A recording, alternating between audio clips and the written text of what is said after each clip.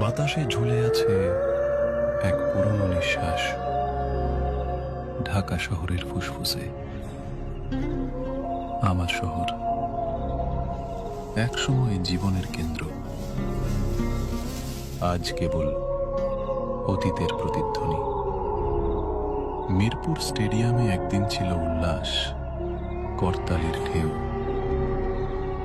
আজ সেখানে শুধু ঘাসের বিছানা আর নিস্তব্ধতা। মিরপুর 10-এর মেট্রো স্টেশনে যে ট্রেন একসময় মানুষ বহন করত, এখন শুধু লতা পাতা ধরে রেখেছে ভাঙা রেল লাইন।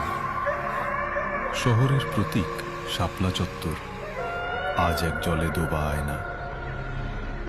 মানুষ নেই, শুধু প্রকৃতির ছাপ। মরিচা ধরা বাস, জলে ডোবা গাড়ি, সবই থেমে যাওয়া জীবনের স্মৃতি। জাতীয় স্মৃতিসৌধ, যে স্থানে সংগ্রামের ইতিহাস লেখা, আজ সেখানেও শেকড় গেঁথেছে নীরবতা।